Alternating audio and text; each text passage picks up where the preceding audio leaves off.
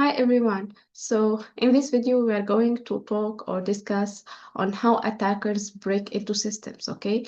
But let's say before that, and before like discussing or talking about how attackers break into systems, we first need to understand that what they target, okay? So computer security is not just about protecting software, okay? So attackers can target software, okay? So they can target the software, they can even target the hardware, and even worse, they can target the infrastructure, okay? So by targeting the software, we can think of applications, okay? Like, for example, operating systems, like programs, and so on, okay? For the hardware, as an example, we have like physical machines, components, and devices, okay?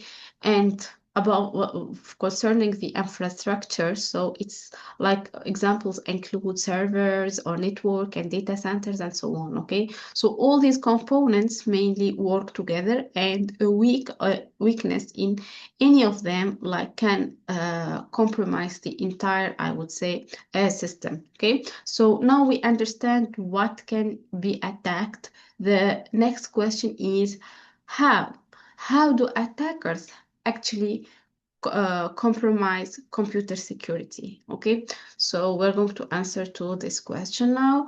And now that we are understanding the main, I would say, thing that attackers target, we will see how bad guys actually like compromise computer security, like I mentioned. So attackers use many different techniques, and not all of them are technical, by the way, just to ensure that it's not all technical. So some attackers rely on tricking users, okay? While we can find others like use what we call malicious software, okay? Or exploit system vulnerabilities also, okay? So in many cases, the weakness point in security is the human user, not the computer itself, okay? And now, in the next slides, we will go through the most common methods, okay, attackers use to compromise systems, starting with social engineering. But by the way, we are not going to cover them all because there are too many. And now what will happen is that we are going to have a discussion based on this. So I'm going to create a discussion in which we are going to each of you guys is going to summarize one of these attacks that I am going to discuss now, okay? If one attack is already summarized by one student, try to find another one. If first come, first served, all the students are taking all the attacks, just go and search for something that we didn't cover in this class and try to enrich this discussion that we will have, okay? So the first one, let me start, okay? And one of the most common ways attackers, I would say here, compromise computer security is through social engineering. And social engineering is a non-technical attack, okay? Instead of attacking the computer, the attacker targets people here. So the goal is to trick users into breaking normal security rules, such as like sharing passwords or clicking on some malicious like links or downloading harmful apps or files, okay? So social engineering works because attackers take advantage of trust or fear or sometimes curiosity or urgency, okay, for the user, okay? And this is why even strong technical, I would say, security can fail if users are not very careful. The now second type of social engineering attacks is called reverse social engineering, okay? And reverse social engineering attack here, like we have, the attacker does not directly ask for information. Be careful. Instead, the attacker convinces the user that they have a problem, and then the attacker presents themselves as solution to do or to solve that um, to that problem. Okay, so because the user like believes they need help, they may trust the attacker, and this is the issue, and willingly like give access to or they can give the information, okay? Which is not supposed to be given to an attacker. So this makes reverse social engineering very dangerous because the victim, I would say, initiates the interaction, okay? Now, let's move from social engineering attacks to malicious software, okay? Also known as malware, okay? So malware is like going to harm your like laptop, okay? Like for example, we know all like viruses, okay? So this is one of the most common types of malware, okay? A virus, let's define it, it's a program, okay, that replicates itself and spreads from, I would say, file to file, okay, on your system. So you are going to download something, probably it's going to be a virus attack, and this is going to spread everywhere in your system, okay, until you will lose the control.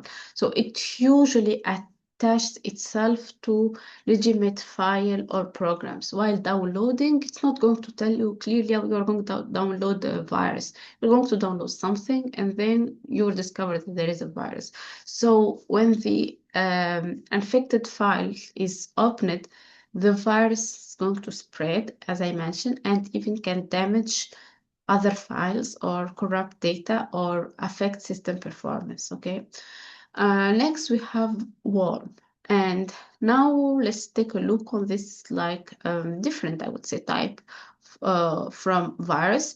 A worm now is a standalone program, okay? It's a standalone program. So it's different from viruses. So unlike a virus, I would say a worm does not require user intervention to spread. No. So worms do not infect existing files. Instead, they spread copies of themselves automatically, usually over a network. So because of this, what can happen? Worms can spread very quickly and cause widely like damage, okay? So this is the main idea. Another interesting, I would say, type of malware is the uh, Trojan horse, okay? Or simply they call them Trojan, okay? So a Trojan, then I will come back to the word Trojan horse. But a Trojan poses useful, I would say, or legitimate software, okay? It may look like, in the start, it may look like a normal program, nothing is wrong. Like, for example, it can look like a game or like an app or software update, for example. However, instead of behaving as expected, Trojan opens, like I would say, backdoor on virus system on your system, okay? So it's different from virus, it's different from worm. This one is like you are downloading something for a purpose, and then once it's there in your system, it's going to do something else, okay? So this backdoor allows attackers to access your system, to steal your data, and to install even more malware, okay? So this is mainly unlike, like I mentioned, viruses or unlike worms. Trojan do not replicate themselves. No, they rely on tricking users, okay? And like the term now of Trojan horse, or the idea of tricking user here, comes from an ancient like Greek story, okay? So I will not tell you the story in this video to not make it long, okay? But you are going probably to, if you would choose to discuss about Trojan, try to tell us about the story and the like analogy with this like type of attacks, okay? And this is going to be for the graded discussion, okay? So you may tell us the story, okay? Thank you. Next, we have the ransomware, okay? So this is another dangerous type of malware, okay? So ransomware is a malicious program, would say that infects a computer and then restricts completely the access to the system or the data. So it can make the system non-functional, okay, unless the victim agrees to pay a ransom. So this is very important sentence because paying is the like the needed thing. So in many cases, ransomware encrypts the victim's data, okay? The attacker then demands payment, okay, in exchange. So this is mainly happening for money. So if you're going to pay them, they're going to like decrypt your data and release it for you, okay? So this type of attack can cause serious, I would say, financial and operational like damage. Next, we have the spyware. It's another like type.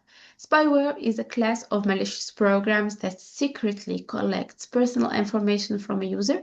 And this information can include passwords, it can include, I would say, browsing habits or personal data. And then what happens that the stolen information is then sent, I would say, to advertisers or hackers without the user's knowledge, okay, which is very dangerous because here what we have is spyware works in the background. So users often do not recognize or realize, sorry, that they have been infected. So we have another type here, which is the root antivirus. So this is mainly the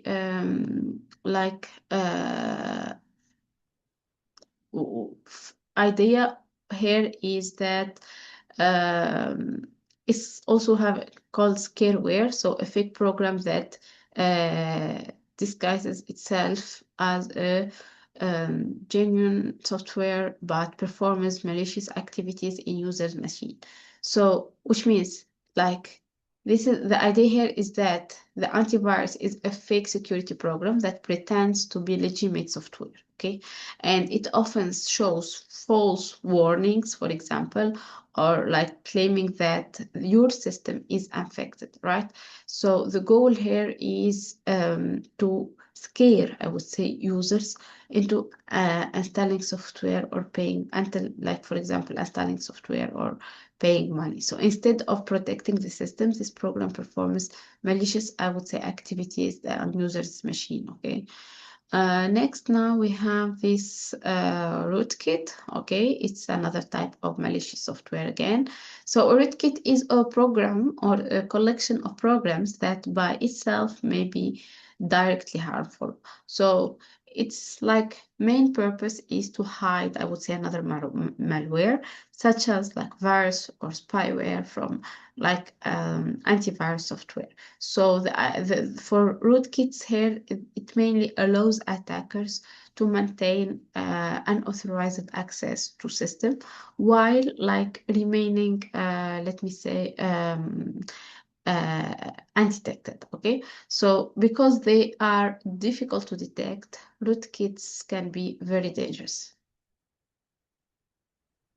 So mainly we're covering these different types of attacks, like I mentioned. There are a lot, and in the discussion we will explore and understand more.